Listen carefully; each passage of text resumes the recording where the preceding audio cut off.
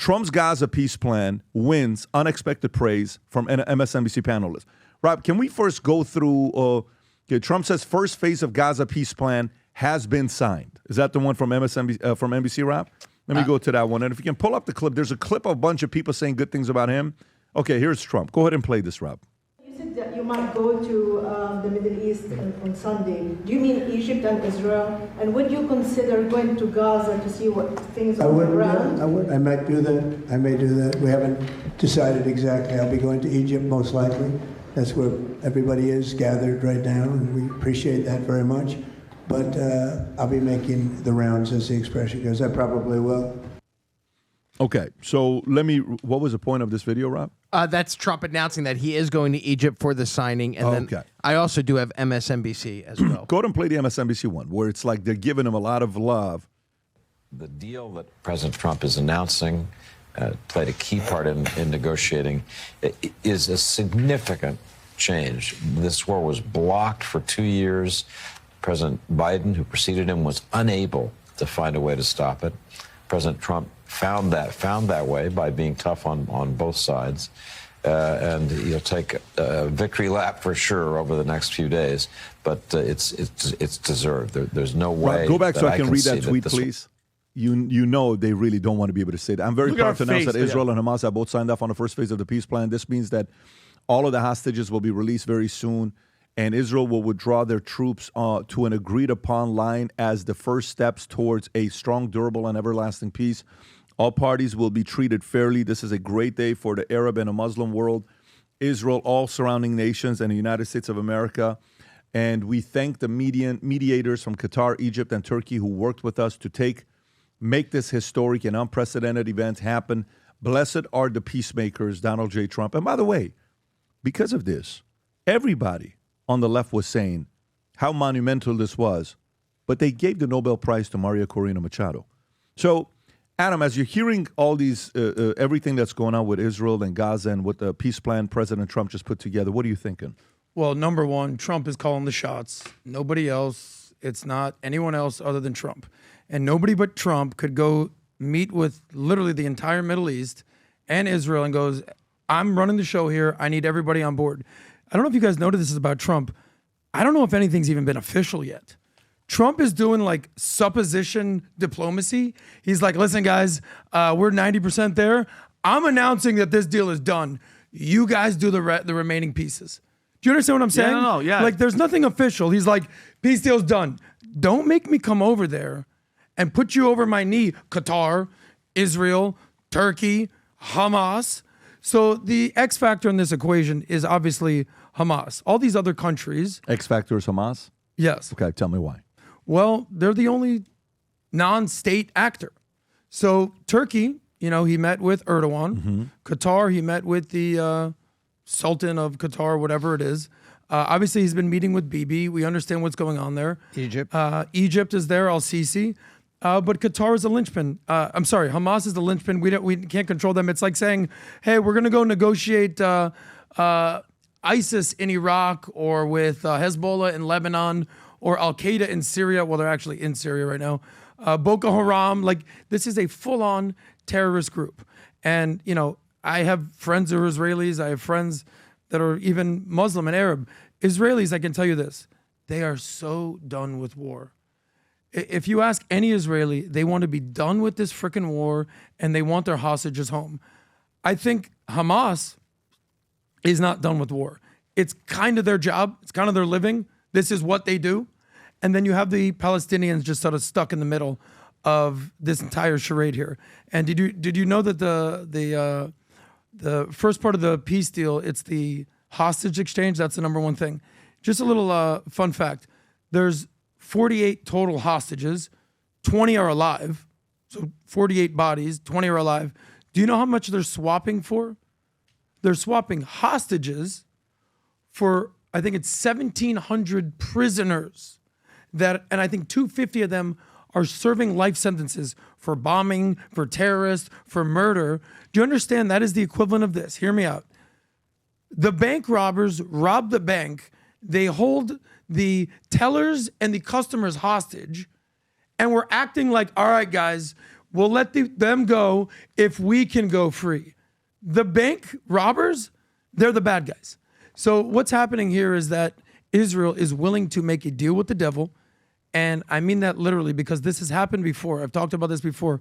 In 2006, there was a prisoner exchange where they let one IDF soldier was kidnapped. His name was Gilad Shalit. If you want to understand how Israel rolls, and Hamas knows this, they exchanged him for not 100, for not 500, for over 1,000 prisoners, and 200 were serving life sentences, like murderers. And one of those guys, fast forward, ended up being a guy called Yahya Sinwar. Why would they do that? Because that's how much they care about their people. That's literally it. They're saying, we want our guy back. This is why people go and serve in the IDF. Because they say, I have to do this for 2 years. I think men, it's a little bit longer. They're saying, God forbid you are ever held hostage. We're going to get you. Even if so understand the reason that they're holding out for these hostages. Yeah. There's a track record here. 1,000 prisoners. And the guy that they let out 20 years ago. 1,000 Hamas people? Yes. So they're willing to give back Yeah, terrorists that are go going back to to the terrorist ChatGPT, stuff? Rob. And You just have Yahya to read this. Sinwar Go back was what the you just searched. mastermind Let me of just read October this to you. 7th. A ceasefire into effect October 10th. Under these terms, Israel has begun partial troop withdrawal from sectors of Gaza, pulling back behind an agreed deployment line. Hamas is to release 20 Israeli hostages within 72 hours, after which Israel will free 250 long-term Palestinian prisoners plus 1,700 detained. Vinny, Yeah. that's crazy. That's what. Because, Do you understand one thing? that's A why hostage I saw is his a pawn of terror, Yeah. and a prisoner Yep. is a product of justice. Yeah. It's not an even so it's going to swap. continue. Yeah, that's exactly, dude. I saw his face Bingo. live change to you're gonna. And by the way, my heart, I pray short-term for appeasement. I pray That's for what's the happening. hostages. Like God knows that I pray for them. But you're gonna release 1,700 people that guess what want to do the same thing that Hamas. Like, Why let's say a would you good do chunk that? of them But are doing it. but Can you ask why? What is their argument of why? That's crazy. That's crazy. Because they're willing. I understand, Hear but me Adam, out. is it Hear worth me- 20 let me answer people the to question. release? If, like, in your eyes, more terrorists Obviously, they to believe bring them, so. have them come back? So it's short-term appeasement. Let's end the war. There's a victory. You know, Bibi Netanyahu could say, congrats, we got our hostages home. But they know that something's coming around the corner. Yeah, but This was in 2000, I think 6, was the Gilad Shalit 1 to 1,000 exchange. So now it's 18 years later, and they're revisiting this again, if not longer. And they're just basically saying, all right, when's the next time this is going to happen? And they're hoping, fingers crossed, that they can actually demilitarize Gaza, indoctrinate Gaza, and basically get a long-standing peace deal. But if Hamas is still there, I mean, bets are off the table. You just made my brain go. Well, first of all, Yes, welcome to the Middle East, buddy. I'm gonna go back a little bit. Yeah, welcome. And the fact that Donald Trump didn't get the Nobel Peace Prize because you brought it up. Obama got it 8.5 months into his office, and guess what he did? Nothing. Zero. Okay? They said that what was it for? It was for extraordinary efforts to strengthen international diplomacy and cooperation between two peoples. Nothing happened. Okay? The award was based on hope and symbolism. Okay? And then Adam, you made a really good point.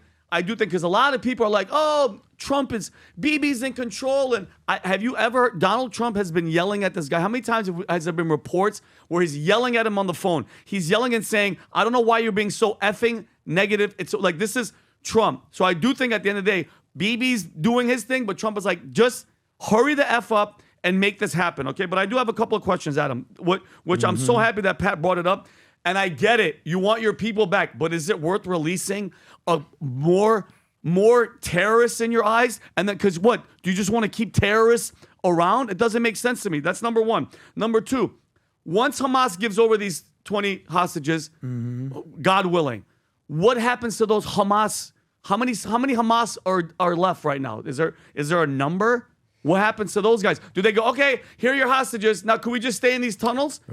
That's number one. And then number two, my question is, with all that's happening, all the peace, the war, ceasefire, stopping, what happens to the 2 million displaced Palestinians that have scattered and they're all over the place? Trump and everybody's talking about with Jared Kushner and the Middle East building this like Gulf and high rises. Do those 2 million people get to come back to there's no homes? So is there going to be a deal to say, hey, listen, we can't really find out where your house is because it's all gone, but are we going to give them money? Like, You think Hamas? no, not Hamas. I'm talking about regular people. That's my point. I'm saying Hamas is gone. No, well, Hamas is still running Gaza. This is When they're gone. This is the existential question. Ready, Vinny? Yeah, go. You think Hamas cares about people? No, that's not my question. No, That's but not I'm my saying point. No, Hamas doesn't care about Of these course. people. Well, I'm saying once they're Hamas- pawns in a jihadi game. My question- that they're trying to eliminate Israel. Here's my- They hate Israel. Okay, but more than they love their I own know. people. I get that, but No, here's just soak that in for a I know. sec. I'm soaking. That's it. the challenge. No, but here's my question to you, Adam. You missed my point. Yeah. Hamas is dead. Let's say they No, kill they're all. not. No, but Yeah. hear me out. Okay. Play along with me. Okay. They kill all of Hamas. Okay. The 2 million Palestinians that had to leave, do they get to come back home? Because the What plan is home? building this freaking epicenter of golf courses and high rises and freaking golf courses. Do these people get to come part back? of the plan, if that's what you're asking, is that the Gazans can still live in Gaza. I hope so, because Well, they're that's- like all those people that left. You're hoping they get to come back. Where are they going to come? They're going to get to live in a high rise because their houses are all gone. I mean, think about how long it's going to take to reconstruct Gaza. Oh, Who knows? They're going to be forever. refugees forever. And this is exactly what Hamas wanted. I can't emphasize this enough. If Hamas wanted to stop this, they could have done a hostage exchange 2 years ago. If Qatar actually cared about any of this. But these are terrorists, Adam. You don't negotiate with terrorists. How many times do we have Thanks, to have this? Vinny. You got to kill. Well, then why do we wait 2 years? You knew that. Kill them. Okay, well, sorry. Go Vinny, down there. I don't know how many times I have to say this. I What do wish you it got, was Tom? as What simple are as you you're thinking? making it, Vinny. Do you have any thoughts on this? Not any deeper. I hear both angles going back and forth. That, first of all, it is very good that there's progress being made to stopping the live fighting and the live fire. Step one. Step two, get everybody in their opposite corners. Step three, the UN, the U.S., and remember, who is the chair, or I don't know what the proper title is, but who is leading what will be the Adam? What's it called? The Gaza Commission or the Gaza Relief Commission? DJT. Yeah. And then Tony Blair is going to be part of it. But yesterday, some people said, we don't think we like Tony. Blair. We don't want Tony. Blair. We don't want Tony Blair to be on it. No, I think the Gazans or somebody said, I don't think we like Tony Blair. But point is, Trump has got the signature. So now we got to go figure out what we do with these people. One step at a time. But first, let's get this war to stop. Yeah. And let's get the hostages back. And I do agree with one thing. I hate like hell that all of these people, and the reason they have life sentences is because they were captured and they were tried and they had done terrible bad things and they got a life sentence. And I hate like hell that these people are going back. But I love that it's a symbol that says that we value life. And here it comes. And here come all the comments saying, well, Israel doesn't value life. That's its own unequivocation. Yeah, go ahead and say it. The fact is, hostages are coming home, which is a good thing. The war is stopping, Pat, but there's a lot of work to do, and let's not hand wave over the 2 million Gazans or the peaceful Palestinians that are looking for a place to live and a place to be. Let's not forget all of those people there.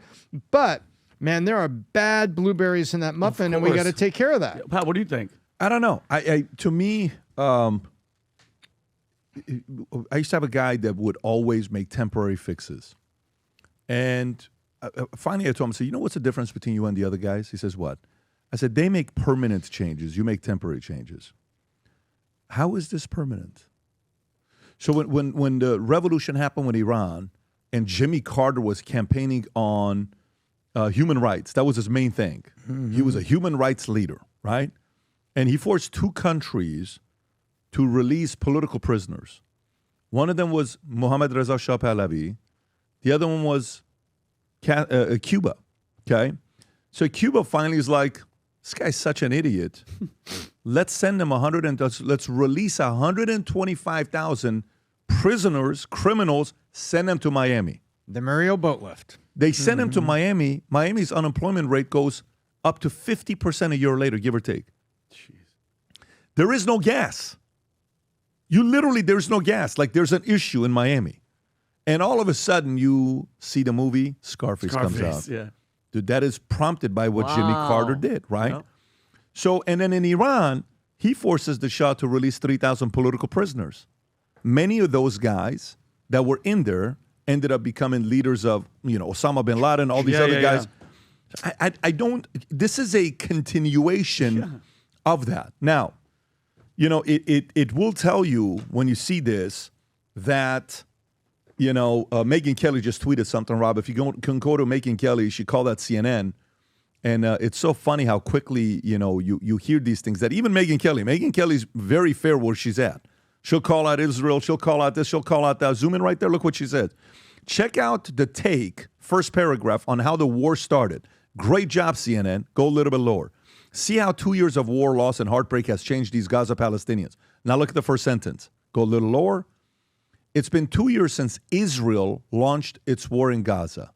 And life in the enclave has never been harder. Yeah. They don't talk about what happened the other way around. So this is continuing. This division between the two is going to go for a while. And making somebody that's extremely fair, where she'll go criticize both sides. So it's not like she is a one-sided person. But to me, when I'm seeing this, I'm for Israel to give up 250 plus another, what was it, 1,700, 1,200? 1,700. For prisoners. 20 people? For 20 people? Yeah.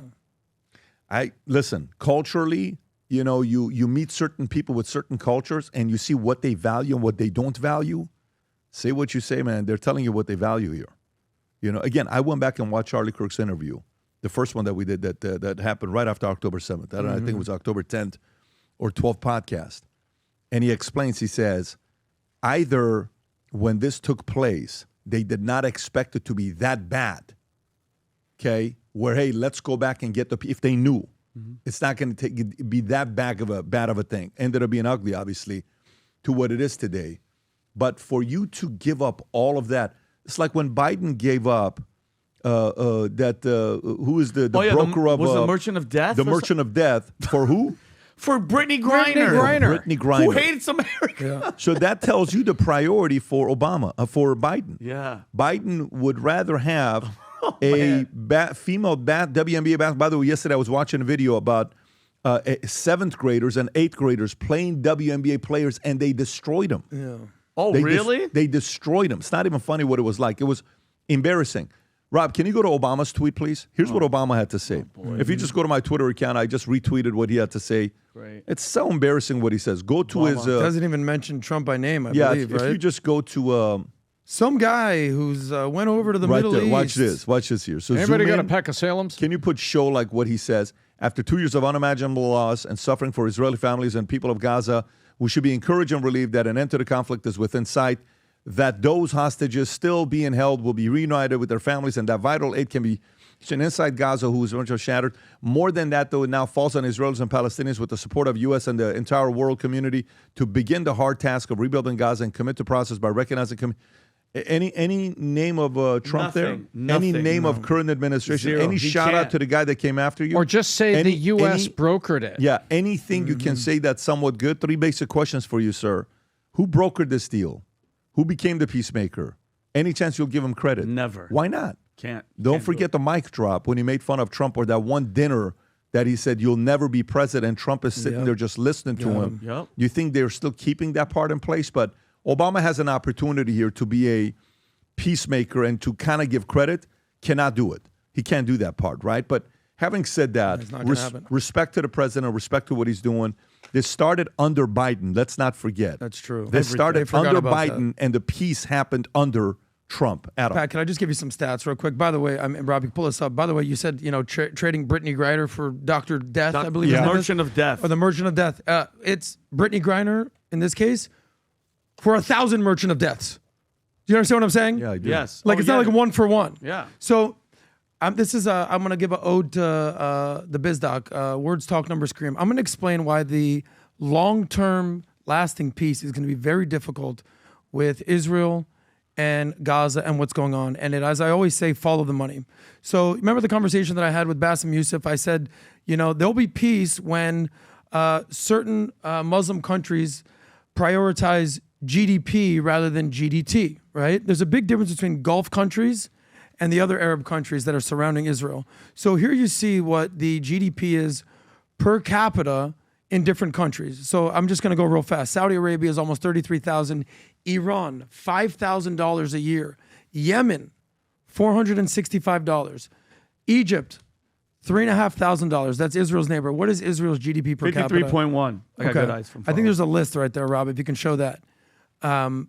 Yeah, this is the GDP per capita. So I go with me on this. You see, Qatar is number one. They're the big, rich oil country. Qatar, they're giving everybody the money. We understand that. We have Israel and the UAE, and then Saudi. And then if you go all the way down the list, you'll see there's other countries. These are Israel's neighbors that are very, very poor. Egypt is next door. Jordan's next door. We see what's going on in Iran. Now, you might say, all right, how long has this been going on? Rob, there's 3 more graphs here. I want you to understand this is the challenge that they're going to have. Here's 1979, Pat. This is during the revolution that was in 79, right? So what was the richest country in the Middle East at that point? GDP per capita? UAE. It was the UAE. Then you have Qatar. Then you have Kuwait. You have Saudi. Israel is sort of in the bottom of the bunch with the rest of them. Okay, now let's fast forward. This is the impressive thing about Israel, and this is why so many people that are Israel's neighbors just genuinely hate them, is because they're hating on them. Within 20 years, 30 years, now UAE is still number 1, Qatar's number 2. Look where Israel is. Now, here's what I want you to pay attention to. Look at the bottom of the list. You have Yemen, you have Syria, now you have Palestine that shows up, Egypt, Jordan, Iran, poor countries, while the Gulf countries are rich. Now, fast forward to the most current thing. You still see Qatar there, you still see Israel there, you still see UAE there. Now, look at the bottom of the list. Syria, Lebanon, Palestine, Yemen. The Middle East will not change until these countries have something worth living for. They're poor. They're desolate. They read one book called the Quran. And if you're a 22-year-old guy in Lebanon or in Palestine or in any of these countries or in Iran, and there's indoctrination going on, what are you supposed to do? There's unemployment is all-time records. You don't have a job. There's nothing for you to do. You have no money. So Hamas shows up, Hezbollah shows up, ISIS shows up and says, let me give you some purpose. You notice that those people do not exist in Qatar. They don't exist in UAE. Follow the money. And you'll understand until those countries actually have something worth living for financially, they're always going to sort of be a race to the bottom. You know, they say there's 2 ways to have the tallest building. You can either build a tall building or try to blow up the person's building right there. And that is that right there. Last point. You know, we talk about the misery index and happiness. Here's a map. You got to get to the next story, buddy. Like, what's the last thing you want to say? Well, I just want to show you how happy people are in the Middle East. Yeah. If you can just see that happiness map. This is also a challenge. Like, you want to get to the bottom line here. I'm showing you the actual reasons why there's never going to be peace in the Middle East. Israel apparently is the happiest country in the Middle East. Afghanistan is the most miserable country in the world. In the world. Rob, can you punch in? Here's the craziest part. Palestine, 4.8. Israel's the highest at 7.2. Afghanistan is the lowest at 1 point something. There's countries that are lower than Palestine. Jordan is less happy than Palestine. Lebanon is less happy than Palestine. They're miserable people who want a better life. Yemen is desolate. So until these countries figure out how to make money, have an economy, and can be happy, there's never going to be peace. By the way, remember when you were younger and about who you befriended, whoever had nothing to lose, parents were afraid of you befriending that kid. True. And whoever had a lot to lose, you always knew that kid would make different types of decisions, generally. Even as adults, when you do business you're hanging out on the weekend with somebody, and one of your friends is like, yeah, let's just go break in. You're like, I got a job, I got a house, I got a this. Nah, bro, you guys go ahead. I'm not doing this. Let's just go and break some. No. So there's a big point about, making sure the more people have things to live for, the better the decisions they make. The less people have things to live for, the worse decisions they make. You want people to have a certain level of community, ownership, that they have something that's theirs, they have something that they're building. And unfortunately, in some of these places, you just don't have that. You know whose birthday is on October 14th? The great Charlie Kirk. Yeah. This morning, you know what I was doing this morning? I was watching a podcast that we did with Charlie. And as I was watching it, I was telling myself, I so miss talking to this guy. And I was like hoping for another conversation with this guy, but he's no longer with us. So this is what we're doing today. We did it last month, and we're going to announce it again when all the sales that happen. Anything you buy, we have new shirts here, okay? That's Charlie Kirk that says live free, freedom, live free. Any of these shirts with Charlie Kirk's face on it, 100%, not profits, it's our cost. The ones that say freedom, live free, that are the Charlie Kirk's shirts, 100% of the proceeds are going to Charlie Kirk's kids for future college, business, whatever they choose to do. Wow. And I mean 100% of all the stuff that we're talking about. So if it's $50,000, it's going that way. It's $100,000, going that way. $200,000, it's going that way to their kids. So if you're somebody that loves Charlie and you want to get one of these shirts that says freedom to live free, go to the other one, Rob, if you don't mind going back.